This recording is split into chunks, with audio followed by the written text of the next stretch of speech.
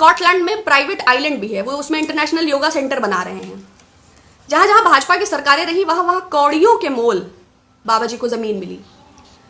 2015-16 में पतंजलि योगपीठ 5,000 करोड़ की कंपनी थी और 2016-17 में इसकी बैलेंस शीट 10,000 करोड़ की थी। देवेंद्र फडणवीस जी ने तो किसी और कंपनी ने बिडिंग ही नहीं किया। आत्मनिर्भर भारत के वोकल फॉर लोकल के सबसे बड़े प्रणेता जो हैं वो स्वयं बाबा रामदेव ही हैं। नागपुर में 500 एकड़ और उत्तर प्रदेश सरकार में भी जैसे ही भारतीय जनता पार्टी की सरकार बनती है 2,000 करोड़ का फूड पार्क का इनका यूपी में भी कॉन्ट्रैक्ट है। और शिवराज सिंह चौहान तो कोरोना के इलाज में भी बाबा रामदेव को इन्वॉल्व कर रहे थे, 200-500 करोड़ का काम उधर हो जाता। लेकिन धार जिले में उनका बहुत बड़ा मेगा फूड पार्क का उधर भी प्रोजेक्ट है, मैन्युफैक्चरिंग यूनिट है। और दीनहीन है इसलिए जो 68,000 करोड़ विलफुल डिफॉल्टर्स का पैसा माफ किया गया उसमें 2,500 करोड़ से ज्यादा बाबा रामदेव का कर्जा भी माफ किया गया है। एक बुक है गॉडमैन टू टाइकून, वैसे तो so many godman are con man, Priyanka Narayan की ये बुक है। इसमें स्वदेशी आंदोलन के जो संचालक मेन राजीव दीक्षित जी थे और उनकी हत्या से जुड़ी कंट्रोवर्सी में बाबा रामदेव की जो भूमिका थी, उनका जो पोस्टमार्टम नहीं होने दिया और उनकी जो वसीयत पर हड़प लिया या जो एकाधिकार किया गया, टैक्स एग्जेम्पशंस में भी, मनी से जुड़े भी, तो आप लोग भी अनुलोम विलोम कपाल भाती करिए, हो सकता है कुछ विकास योग और प्राणायाम के माध्यम से बाबा जी द्वारा आशीर्वाद रूप में आपको भी प्राप्त हो। बाइकॉट चाइना बहुत ट्रेंड हो रहा है। एक और 20 जवान शहीद होते हैं, दूसरी ओर 1,126 करोड़ का कॉन्ट्रैक्ट दिल्ली मेरठ परियोजना, Shanghai tunnel engineering private limited, जो मेट्रो रेल कॉरिडोर में भी उन्होंने ही काम किया था।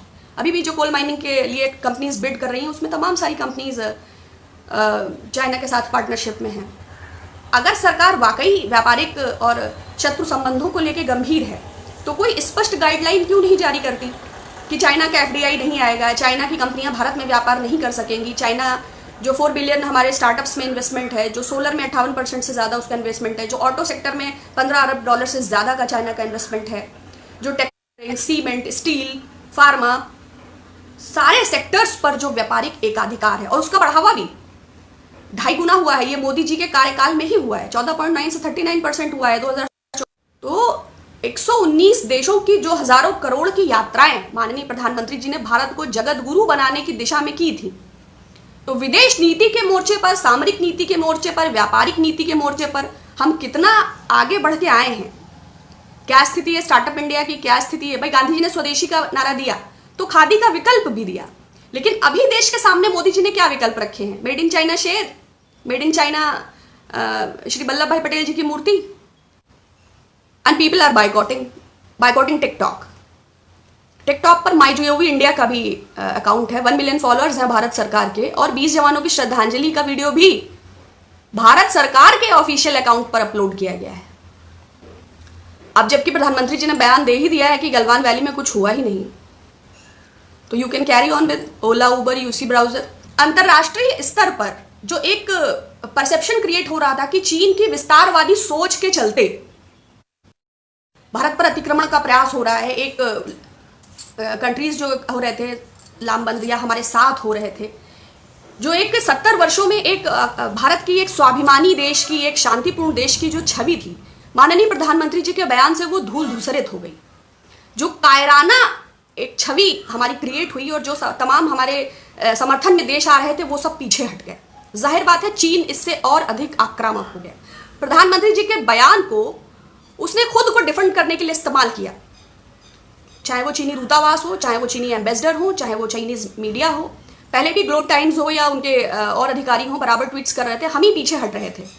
अब उसको डिफेंड कर चाहिए चाइना और आक्रामक इन द सेंस नेपाल काला पानी पर लाल आंखें दिखा रहा है, पाकिस्तान एक दबा कुचला मुल्क है, आतंकवाद प्रेरित मुल्क है।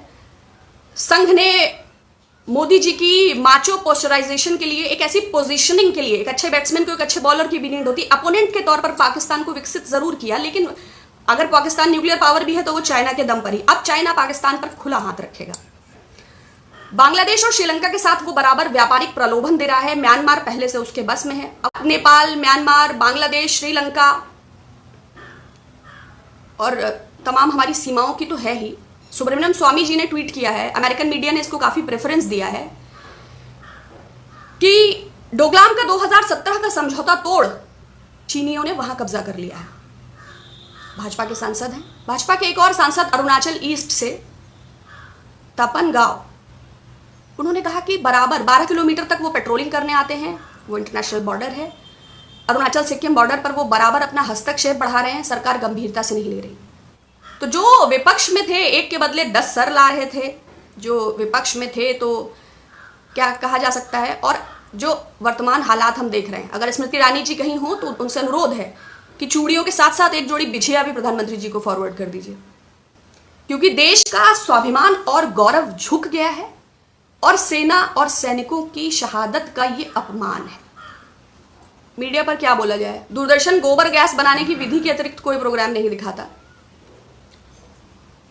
जो भारतीय जनता पार्टी के मुखपत्र हैं उनके एडिटोरियल आप पढ़ ही नहीं सकते। जो द हिंदू, टेलीग्राफ, जो बहुत अच्छे जिनके पास कंटेंट है उनके पास व्यूअरशिप नहीं है, और सबके पास दाल रोटी का संकट है, सबके आगे परिवार है, सबको अपने घर का जीवन यापन करना है, जीविकोपार्जन करना है। तो उंगली उठाने के स्थान पर बेहतर है कि अल्टरनेट मीडिया को सपोर्ट कीजिए, उनका सब्सक्रिप्शन बढ़ाइए, उनकी व्यूअरशिप बढ़ाइए। अगर आपको पत्रकार विवेकी लगते हैं तो उनके आर्टिकल्स को फॉरवर्ड करिए, अल्टरनेट क्रिएट करिए, क्योंकि ये वास्तविकता है कि लोकसभा और राज्यसभा में प्रधानमंत्री जी की जो मजबूती है तो ये कुछ भी बदलने में सक्षम है और वो कुछ भी मुकर सकते हैं। देखिए, दाल में नमक बराबर झूठ चलता है, मगर नमक की दाल तो है तो थोड़ा मुश्किल। जैसे मुझे आधार कार्ड या राशन कार्ड बनाना है तो बेसिक क्रेडेंशियल्स होते हैं, 3 पति पत्नी का नाम जो भी है, स्थायी पता और शैक्षिक योग्यता। आप पुराने वीडियोस देखिए प्रधानमंत्री जी के, बहुत ही कॉन्फिडेंस से वो अविवाहित हैं। एज अ सीएम वो कई कॉन्क्लेव्स वगैरह में आप पाएंगे कि अगर किसी की एंगेजमेंट भी होती है आदमी एक बार बोलता है, गौना रोना ठौना सब कोई सारा गोल। 2014 को जब वो नामांकन भरते हैं रात तक विवाहित होते हैं, सुबह विवाहित हो जाते हैं। वो झूठ बोलते हैं, डिग्रीज को लेके संदिग्ध है, डजंट मैटर। वो पाठ्यक्रम एंटायर पॉलिटिकल साइंस यूनिवर्सिटी में था ही नहीं। जब लोगों को हस्तलिखित डिग्री मिलती थी तो उन्हें कंप्यूटराइज्ड मिली, जो फॉन्ट 94 में माइक्रोसॉफ्ट ने पेटेंट कराया है उस फॉन्ट में मिली। तो वो शुरू से मायावी शक्तियों के स्वामी हैं। तो इसलिए जो बेसिक क्रेडेंशियल्स जब संदिग्ध हो जाए, झूठ बोलना ठीक है, हिस्ट्री, ज्योग्राफी, इतिहास, नेहरू, गांधी, वल्लभ भाई पटेल, भगत सिंह, बहुत से विषयों पर इतना ज्यादा उन्होंने झूठ बोला है और समय समय पर तमाम सारे हिस्टोरियंस ने, इंक्लूडिंग श्री रामचंद्र गुहा ने उसको मतलब उसका प्रतिकार भी किया है। लेकिन कॉन्फिडेंस से झूठ बोलने से ज्यादा अब निर्लज्जता से माननीय प्रधानमंत्री जी जिस तरह झूठ बोलते हैं उससे पूरा देश शर्मसार हो जाता है। वो तो झूठ बोल के चले जाते हैं, फिर वो मीडिया को जस्टिफाई करना है, फिर वो उनका फैलाया हुआ रायता लीपा पोती से कैसे मंत्रालय समेटेंगे, मंत्री समेटेंगे, मीडिया समेटेगी। लेकिन देश के सामने परिस्थितियां बहुत दुखद हैं।